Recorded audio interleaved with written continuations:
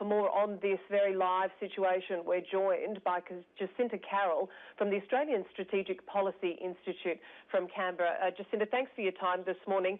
Do you have any more information that you can shed on this incident? Well, what we can see at the moment is, of course, that the British police are treating this as a terrorist incident. So authorities have enacted the range of mechanisms in the UK for dealing with a terrorist incident. The lead, of course, is with the Greater Manchester Police, but COBRA, the Cabinet Office briefing room arrangements, have been enacted. And that means that Theresa May will be meeting with her Cabinet to put in place all of the support that they can from the various agencies. What that means is, of course, that in Manchester they have a range of specialist units. So they have bomb disposal elements and forensics and a counter-terrorism element, but they'll be getting supplementation from other elements across the UK police, but also from the military and from the security intelligence services. So what they'll be doing now is trying to determine exactly what has happened. They've been very cautious and deliberate in their language, saying that they're treating this as a terrorist incident, but they haven't confirmed that that's what it is at the moment. So the bomb disposal unit is critical to that, to go in and remove any harm that may be in the area where the reported explosion happened, but also to determine what are the signatures on that, who seems to have done that, and meanwhile other investigators looking at what are the current terrorist investigations and other current threats that may have led to this. And we've just heard a report that there's been a controlled explosion in another part of Manchester, which suspects that they're following some leads, whether it's just some suspicious activity or some other plots, and seeking to ensure that there are no further incidents. Well, Jacinta, you say that this is being treated as a terrorist incident until police know otherwise, and you just mentioned there that another device that was exploded in a controlled manner in another area. Would they be looking at containing any possible further threats, and could there still be possible threats within the area? Well, absolutely. Counter-terrorism investigative units would be focused on that. What are the other leads that they might have? Are there any other things of concern? And they'll be very much focused on ensuring that they can protect the public in particular, but also prevent any other threats, whether that be to infrastructure, buildings and other elements. And Jacinta, Britain has already been on a high state of alert. You would imagine that the authorities, the first responders, and now these counter-terrorism units are very well prepared to respond to an incident such as this. Well, of course, the UK has an extraordinary depth of knowledge and experience and resources when it comes to countering terrorism. They've learnt the lessons from the IRA period and, of course, the 2005 terrorist attacks, which were the last mass casualty attacks that occurred in the UK. So while explosions like this and confirmed terrorist attacks such as the Westminster attack just a few weeks ago are the things that attract public attention, of course, behind the scenes and attracting less attention is the extraordinary police and intelligence work undertaken to prevent terrorist attacks. And we do know that the UK has had more than a dozen major plots, so more than a dozen mass casualty plots intended to inflict the kind of harm we're seeing in Manchester today, that have been foiled and disrupted in the last couple of years. So they've done very well, just as Australian authorities have done well in the same period. But of course, should this be confirmed to be a terrorist attack, that just aligns with the threat alert that we know there are terrorist groups and others that have the capability and certainly the intent to cause general harm to the population for effect. If police do confirm it as a terrorist attack, is it likely that the threat level will be increased there on the ground? Well, the threat level in the UK is high. That's virtually equivalent to Australia's threat level of probable, and that is that terrorists maintain the intent and capability to undertake an attack, and an attack is likely. So what we're seeing, if this is a terrorist attack, that's just confirmation that the threat alert level is at the right level. Unfortunately, if this is seen to be a terrorist attack, then it just confirms that that intent has been carried out. Now, we have heard from the Department of Foreign Affairs and Trade here in Australia saying that the Australian High Commission in London is making urgent inquiries to determine whether any Australians have been affected by the incident. No doubt they're busily trying to contact anyone who may have indeed, or to get confirmation to see if anyone may have been involved in any Australians.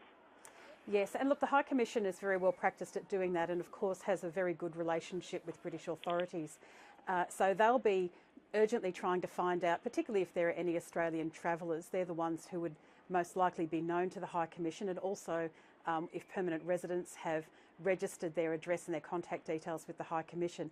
But they'll be working very closely with the British first responders, who will be desperately trying to determine who is injured. And of course, tragically, the 19 confirmed fatalities at the moment. As soon as they know who those are, where they know nationality, they'll be in contact with the appropriate authorities. When are we likely to hear from the British Prime Minister, Theresa May? Look, Theresa May has been very prominently on message in the wake of the Westminster attack in showing the strength of the British community and also demonstrating resilience and keeping the public updated. If you recall, when the Westminster attack happened, she gave a press conference only a short while afterwards outside number 10 Downing Street, and then also made a statement to Parliament. So we can expect that she will make a statement when she has something to say, when there is something that is known, and also that the British police will keep the public updated on this investigation. We're only a very small time away from when this event happened, and I would say that the Prime Minister and others would be stepping back to let first responders do their job first, and then work out what are the details and what does the public need to know. Will this cause Australia and the Department of Foreign Affairs and Trade to relook at its travel advice for Australians to the area? Oh, look, the travel advice system brings in a range of issues, and current attacks, of course, are one factor, but they bring in a range of other matters, including the government's ability to prevent attacks and general safety. The UK is a very safe country. This terrible thing has happened in one place overnight. It appears that 19 people have been killed so far, 50 injured. But of course, if this is seen to be a terrorist attack, it's the first major mass casualty attack in more than a decade. So it's highly unlikely that there would be a change just because of this one factor. But of course, Department of Foreign Affairs and Trade will be working closely with Australia's National Threat Assessment Centre and others to determine the overall threat state for Australians in the United Kingdom and elsewhere. Jacinta, I'm just looking at the feed from the Greater Manchester Police, and it says that officers carrying out that precautionary controlled explosion that we were just talking about in Cathedral Garden, they've confirmed that it was abandoned clothing and not indeed a suspicious item. So just bringing our viewers up to date on that information. Bringing it back home now, though, do you think that Australian authorities will look at how we view our security arrangements with respect to large concerts, large sporting events, etc., in light of this incident at Manchester? Look, it's interesting to see one of the things that was done in Australia following the terrible Bastille Day attack in Nice last year. That's the truck attack. The Prime Minister directed a review of that attack and others in light of what Australia should be learning from what was happening overseas. We've had a terrific record here of disrupting plots. We haven't had a mass casualty attack to date, but that's no reason to rest on your laurels and assume that nothing's going to happen. One of the major things that came out of that review was a direction to have a national strategy for places of mass gathering. We do have national guidelines for places of mass gathering, so that is arenas, but also areas outside them, train stations and others. And the guidelines have been in place for a few years. They've been well developed under the auspices of COAG's CT committee, the ANZ CTC. But what came from that review was that we need to ensure we've got a national strategy for all types of hazards, whether it's a terrorist incident or a national natural disaster, and ensure that strategy is understood. That national strategy for places of mass gathering will be developed this year. The timing is somewhere around the middle of the year.